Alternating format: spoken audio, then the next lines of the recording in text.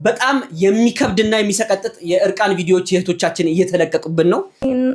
ጓደኛዬ ናት እናቴን አስፈቅዳልኝ የወጣሁት። ጥፋቴ እሱ ጋር ነው። መሄድ አልነበረብኝም ምናምን ነገር ተኝታ እየተጫወተባት እያያችሁ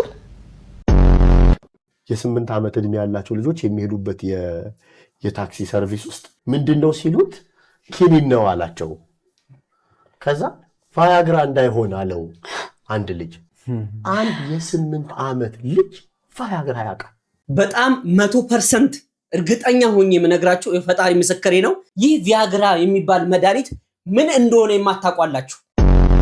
5000 ላይ ካረጉሽ 5000 ብር ሰጥቻለሁ። እሺ 10000 ካረጉ 10000 ሰጥቻለሁ። 230,000 በላይ ላይክ ነበረው ይህ ቪዲዮ። እህታችን 230,000 ብር ይሰጣት ይሆን? እንደዚህ አይነት ኪሳራ በዘራችሁ አይድረስ። ወንድማችን አዶናይ ታሪክ መስራቱን ቀጥሏል። እሺ ቻሌንጅ ሆን በይፋ ልናስጀምር ነው። የመኪና ቻሌንጅ ነው የሚቀድመው። ነርቨስ እየሆንኩ ነው። ኢሚዲየትሊ አስባችሁታል? ግን የዛኔ ኢትዮጵያ ከጣሊያን ጋር ባታሸንፍ ኖሮ ሰኞ እኮ ትምህርት ልንገባ ነበር። እመቤቴን አንቺ ኮሮ ነው ምድሽ። አላሁ አክበር ኦና ቤቱ የሁሉ አምላክ ነው። አንተ ቀስ ብለህ አትሄድም እንዴ? ምን ያራግጣል? ባክ 30 ሰዓት ደርሶብኛል። ደንባራ እኔም ቅዳሴ ረፍዶብኛል። ምንድን ያልከው? ወላሂ መታሃለው። እሺ ብረት አጥር የመሰለ ልጅ እንደው ተውዬ 1 ሰዓት አለ። ሐሳብህን አጠር አድርገህ ግለጽልን። ጀምሯል።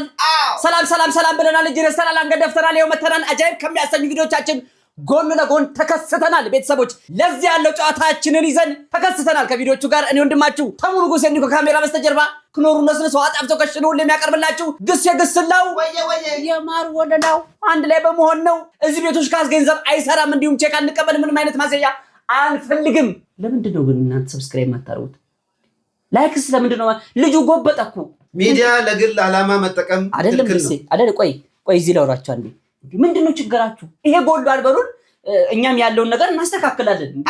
የሰብስክራይብ በተኗል አርጋችሁ ከርበት ብላችሁ የደውል ምልክቷን ለኖቲፊኬሽን አርጋችሁ ከርበት ብላችሁ የላይክ ምልክቷን ለማበረታቻ ለኔ ለግሴ ለእናንተም ስታደርጉ ልባችን በደስታ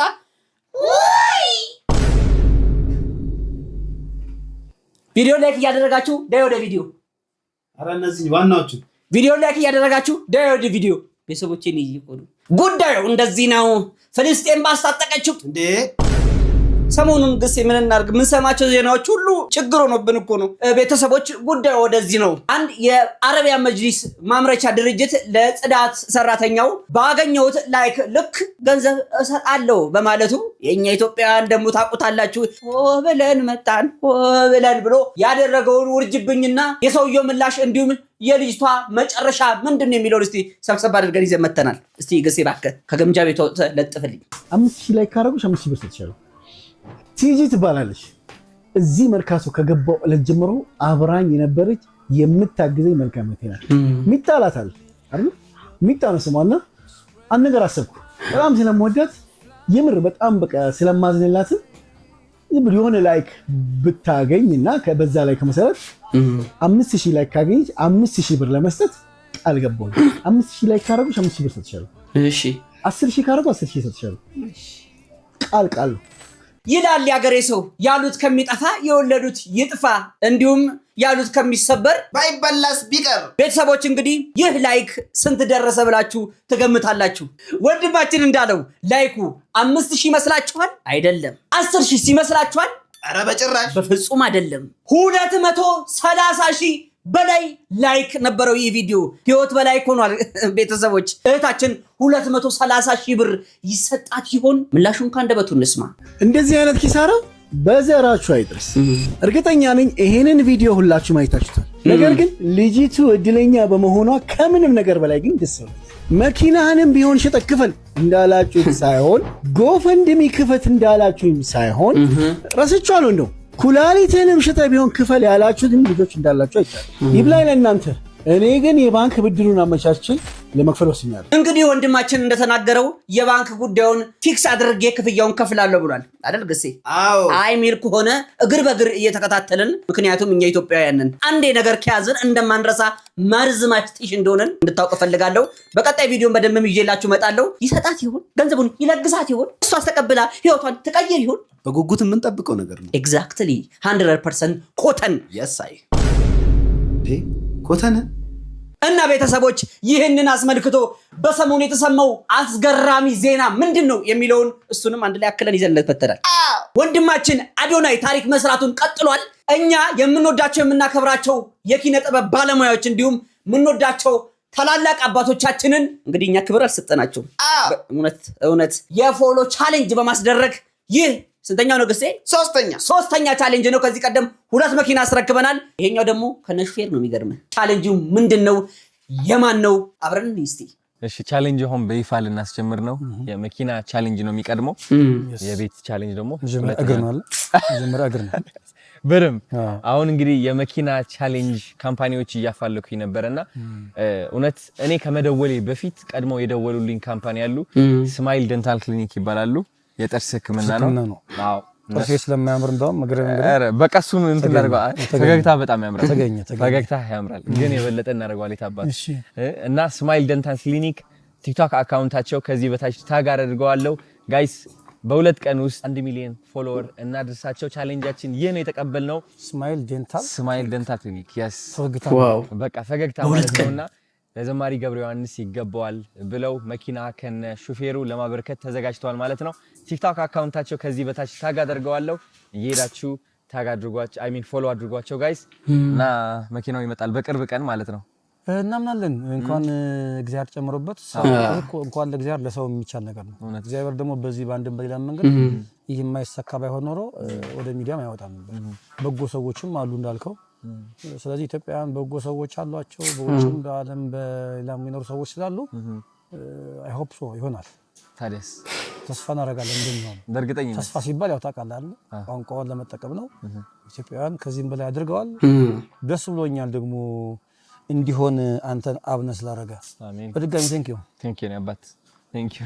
እንግዲህ ወንድማችን ዘማሪ ገብረ ዮሐንስ ከዚህ ቀደም ቪዲዮን አምጥተን አሳይተናቸዋል። ወንድማችን ታክሲ ሲጋፋ በአይናችን አይተናል። ቪዲዮን ይዘንላችሁ መተናል።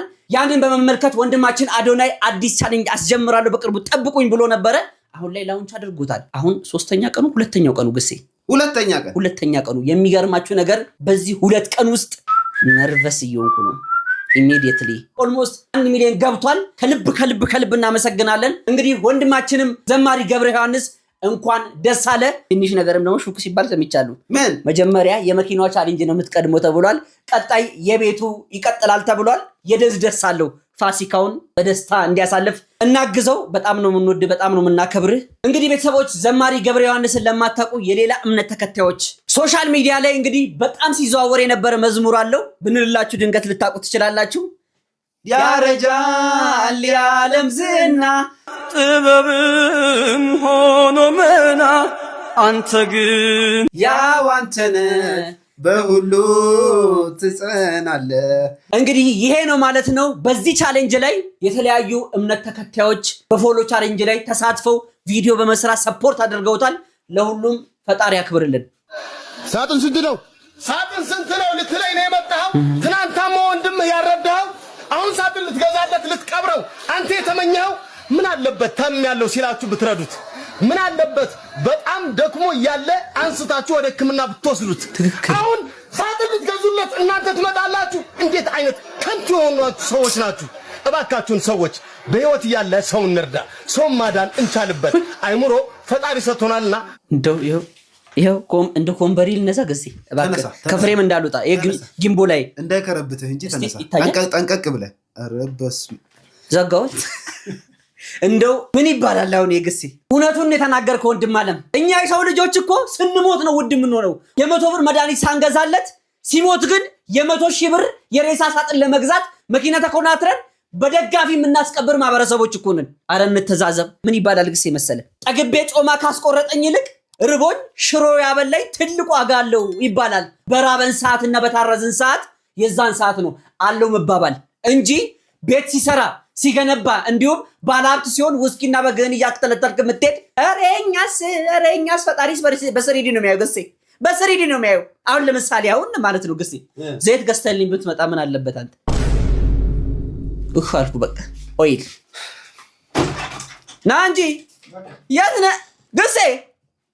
አረ ይሄ ልጅ አማረሪው እንትን አልኩ እንዴ ይኸው አባቴ ይኸው ድጋሚ ዘይት እንዳትለኝ። እናቴ ትሙት ራሷ ናት። እናቴ ትሙት እሱ ነው ውስጤን አንዘፈዘፈው ራሱ ነው የኔ ማር ኡማር አልቡልቃ አልበዚዝ ዋው እዛ እንትን ላይ ይቀመጥልህ ፍሬም ላይ ባክግራውንድ ላይ አስቀምጧል። እኔ ካዶናይ በምን እለያለሁ እንዴ? አሁን የግሴና የዩቲዩብ ቻናል አትግሴ 1 2 3 የሚል አለ 100 ሺህ አስገቡልኝ። በቀጣዩ አንድ ካርቶን ይሰጠኛል። ደግሞ እንዴ ዘይት ላይ ኤክስፓየር ዴት ይለጠፋል እንዴ? ነውረኞች ሲጀምር ዘይት ኤክስፓየር ያደርግም ያው ነው። እስቲ ቤተሰቦች አሁን ላይ የታላቁ ረመዳንና እንዲሁም የአብይ ጾም ላይ ነው የምንገኘው። የጾምን ትርጉም ታውቁታላችሁ? እስቲ አብረን አይተነው እንመለስ። አላሁ አክበር አቤቱ የሁሉ አምላክ ነህ። አንተ ቀስ ብለህ አትሄድም እንዴ? ምን ያራግጣል? እባክህ 30 ሰዓት ደርሶብኛል። ደንባራ እኔም ቅዳሴ ረፍዶብኛል። ምንድነው ያልከው? ወላሂ እመታለሁ። እሺ ማርያምን እኔ እመታለሁ። እሺ እናንተ ተው እንጂ ምንድነው የምትጣሉት? አንተም ወደ ቤተክርስቲያን አንተም ወደ መስጊድ ሂድ። ወይኔ ጉዴ! አሁን ቆይ ከሰው ተጣልቼ እጄ ላስቀድስ ነው? ምን ሆኜ ነው ግን? ባልፈው ምን አለበት? መስጊድ እየሄድኩ እየጾምኩ እንዴት ተሳደባለሁ? ይቅርታ ሳልለውም አልሄድም። ወንድሜ። አቤት። ይቅር በለኝ። እኔ ቅዳሴ ለመድረስ ያየው ሰዓቱን ነው። በእግሬ ፈጥኜ በልቤ ዘግይቻለሁ። ፍቅር የሌለው እግዚአብሔርን አያውቅም። መንገዱ ሰፊ ሆኖ ለምን በጥቂት ነገር እንጣላለን? አውፍ በለኝ። ኢስላም ሰላም ነው። አንተን ሰድቤ ሂጂ አላህ ፊት አልቆም። በቃ አንተም ወደ ቅዳሴ ሂድ፣ እኔም ወደ ሶላት ይሄዳል። ጾማችንን እንደገጠመ ልባችንንም አላህ በፍቅር ይቅጠምልን። እንዳላችሁ አምላክ ይሄን አይቶ ለምነው በረዳች። እንደዚህ አይነት ነገር እንደዚህ አይነት ቤታችሁ ድረስ አናከፋፈል። ግሴ ምንም እንዳትልኝ የምሬን ነው የምልህ። ሁሌም የምንናገረው ነገር ነው። ጾም በእህል ብቻ አይደለም። በእርግጥ በእህል የምንጾመው አካላችንን ጎርተን ነፍሳችንን ለመጥቀም ነው። ሺህ ጊዜ ብትጾሙ ሺህ ጊዜ ብትጸልዩ በልባችሁ ፍቅር ካላስቀመጣችሁ፣ ይቅር ካልተባባላችሁ፣ እናት አባት እህት ወንድም ዘመድ ጎረቤቶችን ካላከበራችሁ፣ ላጣ ካልሰጣችሁ፣ እንዲሁም ለታረዘ ካላለበሳችሁ፣ ለተራበ ካላበላችሁ ኢዚኳሊስቱ ከንቱ ዜሮ። በተለይ ልብ ብላችሁ አይታችሁ ከሆነ በቲክታክ መንደር ላይ ዘር ከዘር ሃይማኖት ከሃይማኖት ብሔር ከብሔር የሚያባሉ በጣም ብዙ ወጣቶች ሰፍተዋል። ልብ ግዙ። የእናት አባቶችም ጸሎት፣ የሃይማኖት አባቶችም ጸሎት፣ ሁሉም ጸሎት ማድረጋውን እንዳይረሳ ልባችንን ለፈጣሪ ንጹህ አድርገን እናስቀምጥ። እስቲ ቢያንስ እቺን ዙር እንኳን ይቅር እንዲለን ጥሩ ነገር እንስራ። እኔን አይሰሙኝም እኮ ግሴ እኔን አይሰሙኝም። እኔ ለነሱ ቁራ ነኝ። ዝም ብሎ ቢጮቁራ የለም ሚለው ፕሮፌሰር ሰው እየረበሹ ነው። ጎረቤት ማንስ ቢረብሽ እንዴ? አገር እየተረበሽ ዓለም እየተረበሽ አይደል እንዴ? እንግዲህ በሰሞኑን በጣም አስገራሚ ዜና ተሰምቷል። አጠገባችሁ ህፃናት ካሉ ዞር አድርጓቸው። በጣም የሚከብድና የሚሰቀጥጥ የእርቃን ቪዲዮዎች የእህቶቻችን እየተለቀቁብን ነው እና ይህንን አስመልክቶ እርቃን ቪዲዮ የተለቀቀባት ልጅ በድምፅ እንዲሁም ይሄንን ጉዳይ በተመለከተ ቲክቶከሮችም የተወሰነ ሐሳብ ሰጥተዋል እና እንድትማሩበት በተለይ ለወላጆች አስምሩበት። ለወላጆች እናትና አባት ለሆናችሁ ልጆች ላሏችሁ ይሄ መልእክት ለእናንተ ነው። ጓደኛዬ ናት እናቴን አስፈቅዳልኝ የወጣሁት። ጥፋቴ እሱ ጋር ነው። መሄድ አልነበረብኝም ምናምን ነገር ግን ያው እባካችሁ ያንግ ሴቶች ተጠንቀቁ። ለማንም ጓደኛ እንዳሰሙ ጊዜያችሁ እስኪደርስ ድረስ ጓደኛ እንዳሰሙ ምናምን ነገር ማንንም እንዳሰሙ። ያው ከዚህ በኋላ ራሱ ቢለቀቅባችሁ እንዳትወድቁ፣ እንዳትሰበሩ፣ ራሳችሁ ላይ ምንም ነገር እንዳትፈጥሩ። ሰው ዛሬ የሚለውን ብሎ ነገ ያልፋል። ለዛ እባካችሁ እና ለማስረዳት ሞክራለሁ። ላላስረዳም እችላለሁ፣ ምክንያቱም ይሄ ሞመንት ትንሽ ከባድ ነው። ምክንያቱም እንትን ብቻ ወዳቸዋለሁ ጋይስ። ለወጣ ነው አሁን ሰው እየበዛ መጣ። ለወጣ ነው 2000 ምናምን ሰው ነው። እንግዲህ ቤተሰቦች እህታችን ከአንደበቷ እንደሰማችሁት ቤተሰቤ ሳይፈቅድልኝ ጓደኛዬ አስፈቅዳልኝ ነው ከቤት ወጥቼ ይሄ ነገር የተከሰተው ብላለች። ስንቶቻችንን ልጆቻችንን ሳንቆጣጠር ችግር ውስጥ እየገቡብን ያሉት? ስንቶቻችን ነው ሳናቅ ከእጃችን እያመለጡብን ያሉ? ግድ የላችሁም ቼክ አድርጓቸው የምንላችሁ በዚህ ምክንያት ነው። እንደ ቀልድ ብለን የምንተዋቸው ነገሮች ችግር የለውም አድገዋል፣ ጊዜው ዘምኗል፣ እንተዋቸው እንደልባቸው ይሁኑ እድሜያቸው ሄዷል ብለን የምንተዋቸው ምን ያህል ሪስክ ውስጥ እየከተተን እንደሆነ እየተመለከታችሁ ነው። ስንቶቹ ራሳቸውን እያጠፉ ነው። እናም እቺ እህታችን ግን ነገሮችን ለመቋቋም ሞክራለች። ስንቶች እህቶቻችንን ራሳቸውን አጥፍተው ከእጃችን አምልጠውናል እና እንዳትጸጸቱ። ከዚህ ቀደም በዚህ ጉዳይ ሰለባ የሆነችዋ እህታችን ባምቢ ቲክቶከሯ እህታችን ሐሳቧን ተታለች ማለት ነው። ምን ብላለች? አብረን ነው ተኝታ እየተጫወተባት እያያችሁ ምን አይነት እናትስ ምን አይነት እህትስ ምን አይነት ቤተሰብስ ቢያሳድጋችሁ ነው እንደዚህ አይነት ክፋት ድረስ የደረሳችሁት? እኔን ተናገሩኝ። እኔ ወጥቶልኛል፣ ችግር የለም። ግን የ18 ዓመት ልጅ እንደዚህ የምትናገሯት ምን ሆናችሁ ነው? በጣም ሕፃን ልጅ እኮ ነች።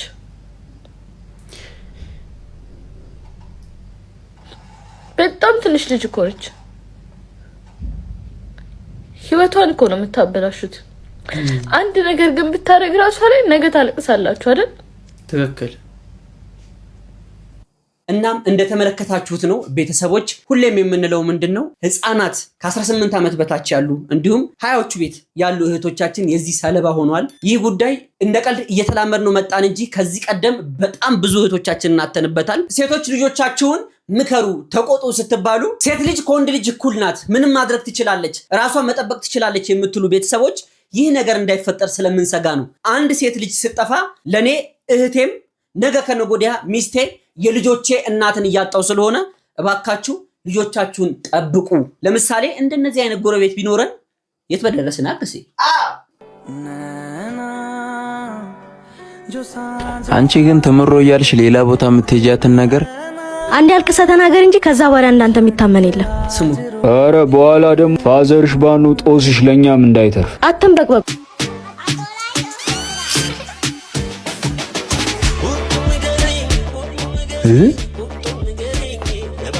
ጉድሽን ነው ማሳየሽ እያንዳንድሽ። ድምጽ እስቲ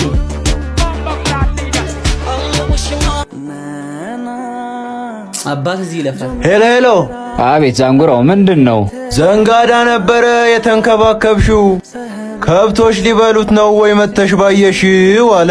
ትምህርት ቤት እኮ ነች። እስኪ ጋስጫ ጋር ብቅ በል። ለምን አንድ ሁለት አንልም? በቅኔ እፈራውን በኋላ ታረጊዋለሽ። አፈር በልተን የምናኖራቸው ልፋታችንን አፈር ሲያስበሉ ጥፋቱ የማን ነው?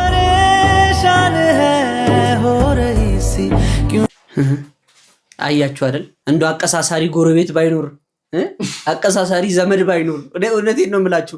አንዳንዴ ለወሬ እንዲህ ብሎ የሚመጣ ጎረቤት በጣም ደስ ይላል። በነገራችሁ ከሞት ነው የሚያድናችሁ፣ ከሞት በተለይ ልጆች። አሁን በዚህ ሰዓት ይሄ ልጅ ምን ሐሳብ የሌለው ሰው ቂጡ ዘንባጣ ነው የሚባለው። ያውን ትውልድ ላይፎን ነው ችግሩ፣ ጭንቀቱ ላይፎን ነው።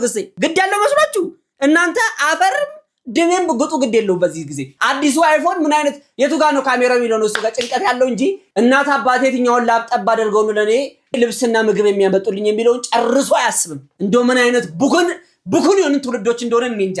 እንደው ፈጣሪው ነን እንጂ። እንደው በዚህ አጋጣሚ ቲክቶክ ላይ እንደዚህ አይነት አስተማሪም ቪዲዮ ይሰራል። በ25 እና በ26 እስከ 30 ባለ እድሜያችሁ መቀመጫችሁ የምታወዛውዙ ሴቶች እህቶቻችን ሱሪ ዝቅ አድርገ ይሄ ከሰል መሰለ መቀመጫን ከነ ፍንክተ የምታሳየን ወጣት የነበርጣት እንዲህ ይሰራል። እሺ ተመልከት ይሄ ትውልድ። ዛሬ እንግዲህ ይሄ ቪዲዮ ስንቀርጽ ከሌሊቱ 5 ሰዓት 6 ሰዓት ጊዜ 5 ሰዓት ነው ማለትም ዛሬ ቀኑ የካቲት 24 ነው። የአድዋ ድል ማግስት ነው። በዚሁ እግረ መንገዳችንን እንኳን ለአድዋ ድል በዓል በሰላም አደረሳችሁ አደረሰን እንላለን። የአድዋ ድል ማለት አድዋን በአጭሩ ለማብራራት ጀግኖች አርበኞች አባቶቻችን ዘርና ሃይማኖት ሳይለዩ በአንድ ላይ በመሆን ከአራቱም አቅጣጫ በመክተም ይህ ሰላቶ ጣሊያን የፓስታው አለቃን ከሀገር ያባረርንበት ነው። የድል በዓላችን ነው። እኛ ጋር የነፃነት በዓል አናከብርም፣ የድል በዓል ነው የምናከብረው። እጅጋ እንድትሰመር ነው። እናም ይህ ጄኔሬሽን ይህ ዋጋ የተከፈለበትን ጀግንነት በምን ያህል ደረጃ አውቆና አጢኖ ምስክርነት እየሰጠ እንደሆነ እስቲ እባክህ ግስቴ ከግምጃ ቤት አውጥተህ ለጥፈልን። አስባችሁታል? ግን የዛኔ ኢትዮጵያ ከጣሊያን ጋር ባታሸንፍ ኖሮ ሰኞ እኮ ትምህርት ልንገባ ነበር። እመቤቴን አንቺ ኮራው ነው የምልሽ። ኮራው በቃ ኮራው። እናቴ ተሙተና ሚኒሊክ ዛሬም ንጉስ ነው። ፎሩና ላይ ግን አንዴ ረሳ እቻማችሁ ይሄ ብረት አጥር የመሰለ ልጅ እንደው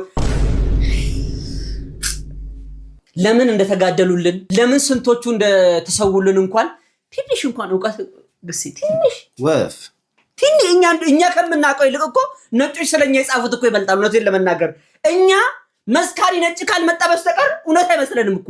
አሁን ይሄ የስፓርታከስ ታሪክ ነው። ከዚህ ጋር ተያይዘው እንግዲህ ስንቶቻችንን ተፈራ ቢሞት ተተካ ባልቻ መድፍ አገላባጭ ብቻ ለብቻ ሊጋባ በየነ እንደ ኮራ ሞተ እንደተጀነነ ጠጅ ጠጣ ቢሉት ውሃ እየለመነ የሚለውን ለዜማ ማጣጣሚያና እንዲሁም ለግጥም ማሞያ እያደረግን የምናሳልፈው ይህንን እስቲ ቢያንስ ለሁለተኛ ጊዜ ነው የምናቀርብላችሁ አይደል? ታሪክ 6ም 7ም ብትሰማው አይቆጭም። ስንት አለ አይደል እንደ የማይረባ የፈረንጅ ዜና ስንሰማ የምንውለው ትሰማታለህ፣ ሰብስክራይብ ታደርጋለህ። አሁን ለምሳሌ ገበየው ቢሞት ተተካ ባልቻ መድፍ አገላባጭ ብቻ ለብቻ ትላለህ። ታሪኩን ታውቀዋለህ? አላውቀውም እኔ ጋር ሊጋባ በየነ እንደኮራ ሄደ እንደተጀነነ ጠጅ ጠጣ ሲሉት ውሃ እየለመነ ታውቀዋለህ? ታሪኩን አላውቀውም ሲባል ግን እሰማለሁ።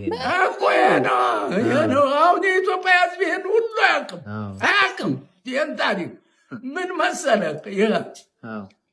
አድዋ መጣልህ፣ አድዋ ተወረረ፣ እንዳስላሴን ያዘው፣ ጣሊያን ገባ ያዘው አድዋን ሲይዘው ራስ ጎበና ነበሩ የጦሩ ኬንያ ያዘመቱ።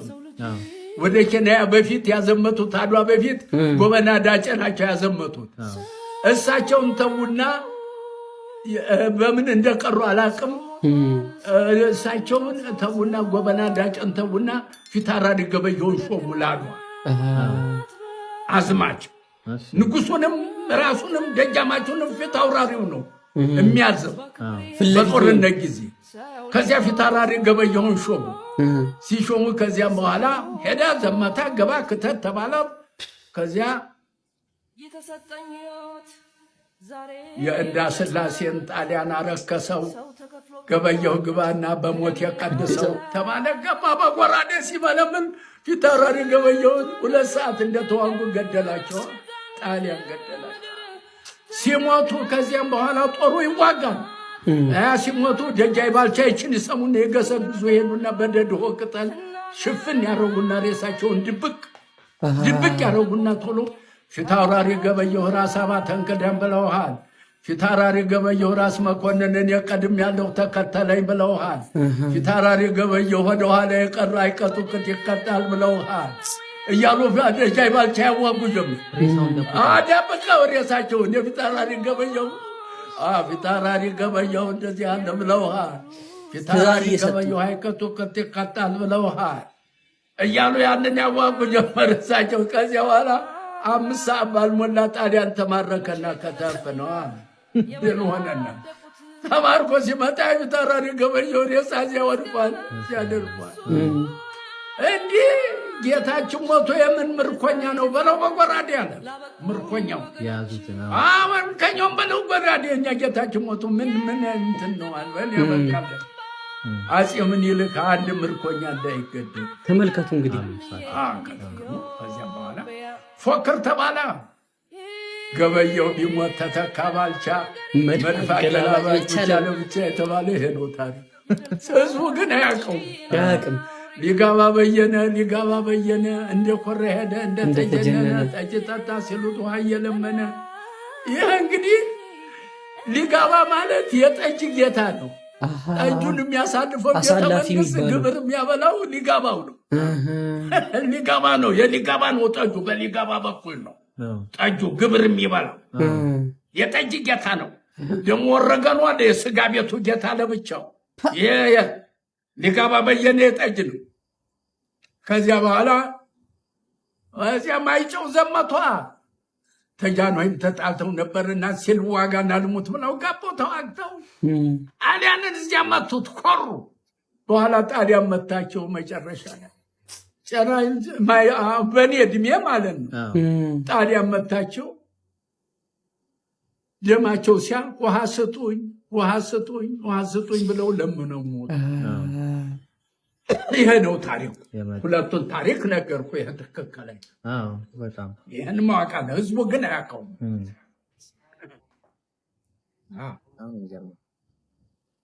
እንግዲህ ተመልከቱልኝ። ይሄን የመሰለ የሚያኮራ ታሪክ ይዘን ስንቶች የተዋግደቁላትና መከሯን የበሉላትን አገራችንን እቺል የተባረከች ምድር ያውን ትውልድ እንደ ጋንጃና እንደ ሉባንጃ ሽብልል አርጋን አጭሰናት አመል ልናረጋት ምን ቀረን? እስቲ እናት አባቴ ሀያቶች ካላችሁ ቤት ውስጥ አሁን አደረው በእናንተ ላይ ነው። ይሄ ወኔው አሁን ላይ ሞተናል።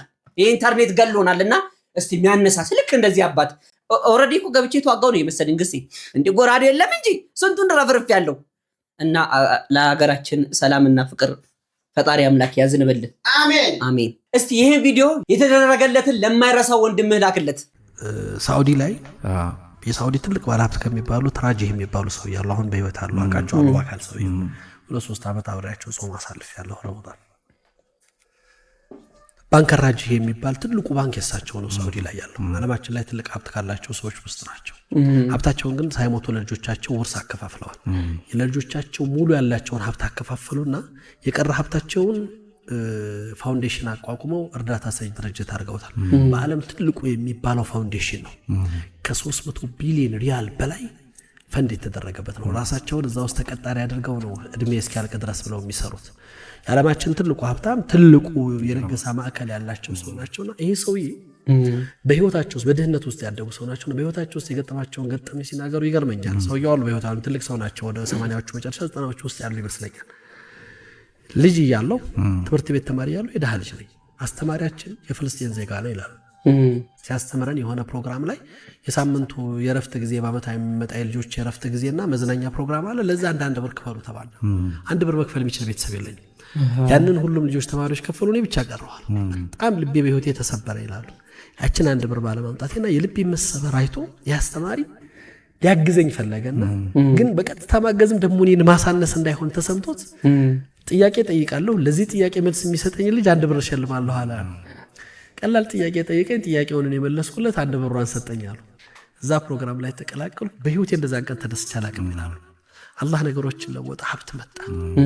ሀብት ሲያገኙ የሰው የመጀመሪያ የፈለጉት ያን አስተማሪ ነበር። ያስተማሪ የታለ ብለው ሲሉ ጅዳ ውስጥ ነው የሚኖረው። ጡረታ ወጥቷል። ኑሮ ተበላሽቶበታል። ሲያገኙት ከሌ የሚባል ተማሪ ከዚህ ዓመታት በፊት ትምህርት ቤት ላይ ታስታውሳለህ? አስታውሳለሁ። ሞመንቱንም ስነግረው አስታውሳለሁ። ምክንያቱም አረሳውም። ምክንያቱም በዛች ስሜት ውስጥ ተፈጥራ የነበረችው ደስታ በህይወቴ ውስጥ ታትማለች፣ አረሳውም እና ልዩ ጊዜ ነበረች ይላቸዋል አስተማሪው። እኔ ለዛች ላደረክልኝ ውለታ ሙካፋ ለዛች የምትሆንልኝ ምንድነው ለውለታ መልስ ለመስጠት ትንሽ ነገር አዘጋጅቻለሁ እና ና ተቀበለኝ ይሉታል። ወስደው ጅዳ ላይ አለ የተባለ ትልቅ የሀብታም ሰፈሩ ዘመናዊ ቪላ፣ ይሄ ቤት ያንተ ነው አሉት። እዛ ቤት ዘመናዊ መኪና ተቀምጧል።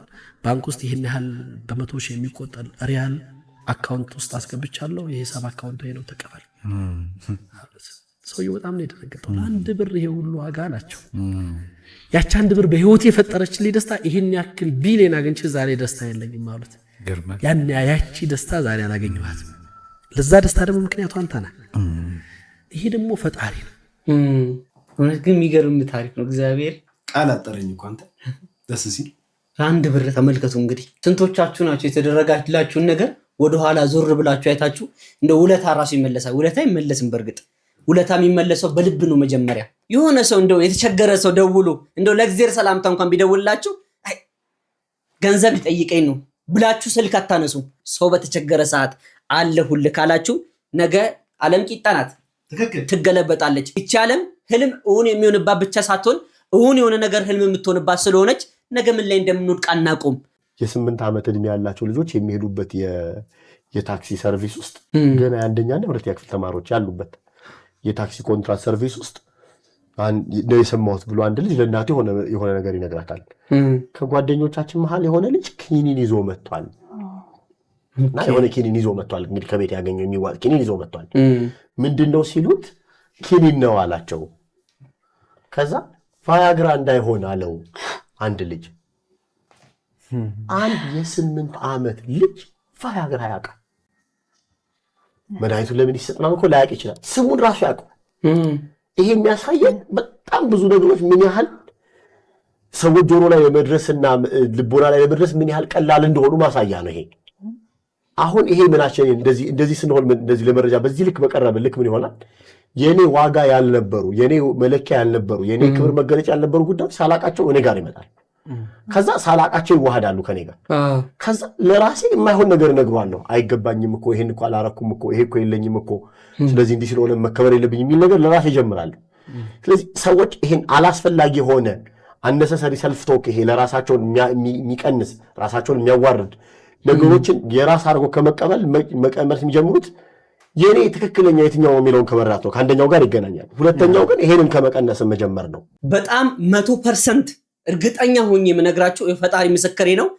ይሄን ቪዲዮ የምታዩ ሰዎች ይህ ቪያግራ የሚባል መድኃኒት ምን እንደሆነ የማታውቋላችሁ በጣም በእርግጠኝነት ነው የምነግራችሁ። ነገር ግን አሁን ላይ እሳቱ ትውልድ አይደለም ቪያግራ ስሙ ማወቅ ቀርቶ ለምን እንደሚጠቀሙ ላይ ያውቃሉ። ምናልባት አጠገባችሁ ህፃናት ካሉ ትንሽ ገሸሽ ዞር አድርጓቸውና ልንገራቸው።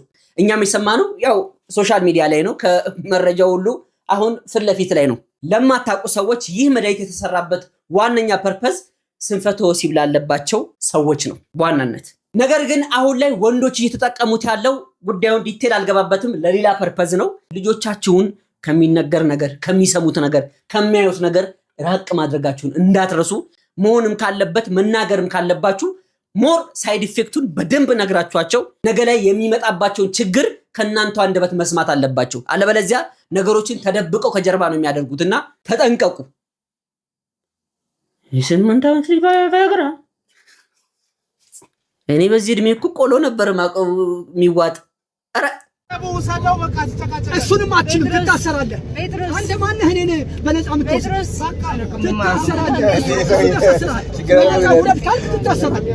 ማነህ እኔን ስፖንሰር የምታደርግ? አንተ ኤንጂኦ ነህ? ዩኤን ነህ? ዩኔስኮ ነህ? በነፃ የምታሳፍረኝ? አንተ አልቀበል ስላልክ አችልም እንደሱ ትታሰራለህ። አንተ እሱንም አችንም ትታሰራለህ። ማነህ አንተ ለኔ የምትከፍል? አንተ ማነህ ለኔ የምትከፍል? አንተ ቢሊየነር ነህ? አንተም አልተባልክ ብሶተኛ። በስነ ስርዓት ንዳ። ህዝብ ይዘሃል። አንተም ዝርክክ አልተባልክ። ወንድማችን ነው። አንተ ሹፌር ዱርዬ ነህ። የተጨበጨበልህ ዱርዬ። ዝም በል አንተ ክፍታ አባቶ ተረጋጋ። አንተም ከደቡብ መጥተህ ከየት መጣህ አልተባልክ። ወንበዴ እናንተ በኮቪድ አንተ አሁን እዚህ ትነዳለህ። ለሌት በኮቪድ ነው የምትቀጣቀጠው። እንደውም አንተ ጠረጠርኩ ቀን እንደውም በኮቪድ ዘርፈ ነው ይሄን የገዛኸው።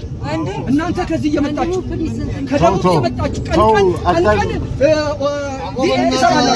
ስለ ብሔር ማሳብ አስፈላጊ ነው።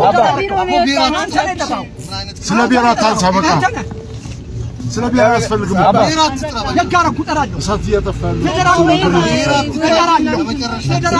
ፌዴራሊዝም እጠራለሁ። እዚህ ያለው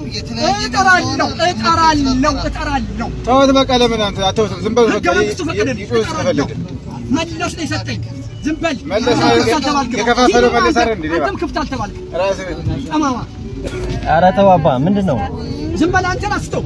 እኔ ከሱ ጋር እያወራሁ አንተ ጣልቃ መግባታችን ከሁሉም ጋር ደግሞ የመጨረሻ ተውይሃል። ደውል እስቲ ወንድ ኮንክ አንተ ታጥቃለህ። አንተ እኔን አንድ ነገር ካረግ ታጥቃለህ። ለምን ዝም አትልም አንተ? እስከ ጥግ እንደውም እኔን አንተ አልፋታም። አንተን አልፈታም። እዚህ ኑረድ እስቲ አስወርደውና መጨረሻ አልሄድም። ወደ አንተ ሀገር አልሄድም። እንዴ አገርህ ክፉ ነው።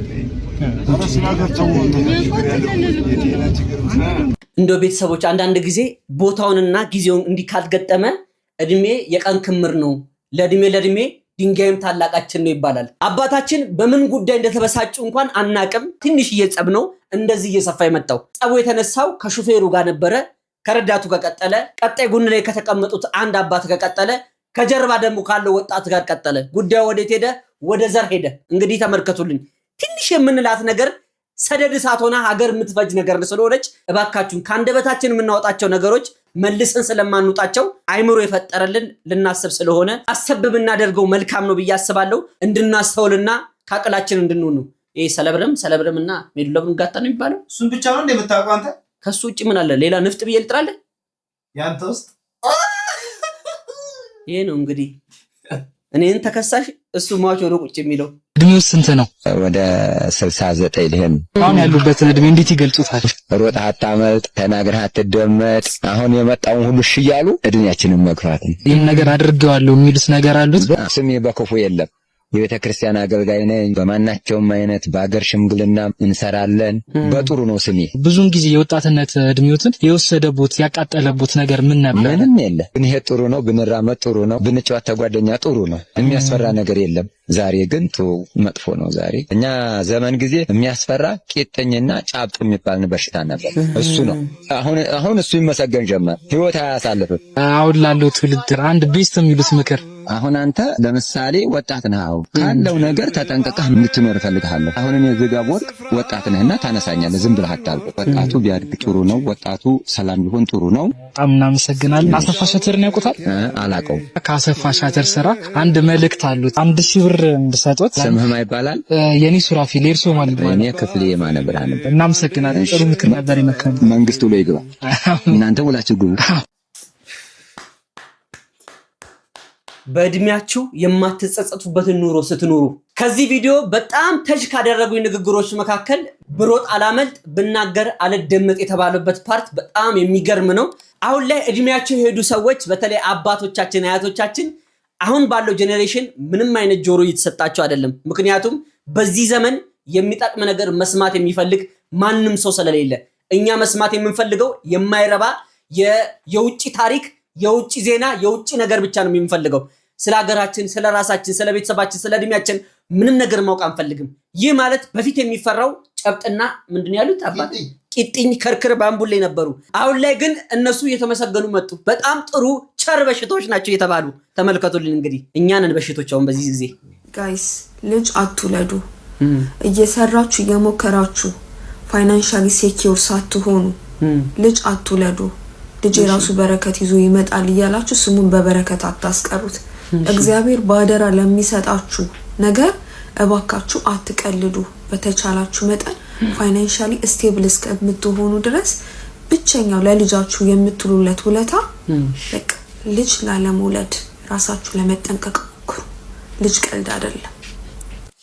መልካም ፍቅር እንግዲህ እንዳስረዳችሁ ከሆነ ያየችበት መንገድ የራሷ የሆነ ፍሬም አላት። እሷን መከራከር አንፈልግም። ነገር ግን በዚህ ሁኔታ ከቀጠልን ሳንወልድ ማርጀታችን ነው። ባለንበት የኑሮ ሁኔታ አንፃር ኮንቴክስት ክሉ ሳናገባ መቅረታችን ነው። እስቲ ከናንተ ደግሞ ሐሳብ አስተያየቶቻችሁን ኮሜንት ሴክሽን ላይ ይህ ይሻላል አንተ አጣሞ ራስ ስለመውለድና ስለማግባት ምን አባውቀ ነው የሚለውንም ገፍተር አድርጉ። ችግር የለም እንቀበላለን። ይሄው ነገር ግን እኔ በእህቴ ሐሳብ አልስማማም። ነገ ከነገ ወዲያ ልጁ ተወልዶ ካለፈልን አለፈልን፣ ካላለፈልን ደግሞ ልጁ ራሱ ለፍቶ ጥሮ ግሮ በላቡ ጠባ አድርጎ እኛን ሊያኖረን ይችላል። አይታወቅም። ዘር መተካት ናውስ ዘር መተካት ነው። ዘራችንን እናስቀጥል በሚለው ነው መስማማው። ግስቴ ቪዲዮን አይታችሁ ጨርሳችኋል። አፕሮቫል ሰጥተናችኋል። ጨርሳችሁታል። ሰብስክራይብ በተኗል እና ማድረግ ነበረ። እስካሁን ድረስ አላደረጋችሁም። ላይክ ማድረጉንም ትታችሁታል። ይሁን ለእግዚአብሔር ሰጥቼዋለሁ። ምን ይደረጋል መቼስ አገራችንና ዓለማችንን ሰላም ያርግልን። ጤና፣ ፍቅር፣ ጸጋ፣ በረከት፣ መዋደድን፣ መከባበር፣ መተሳሰብ፣ መተዛዘንን ይስጠን። አሜን። ቤተሰቦች እወዳችኋለሁ። ቴንክ ዩ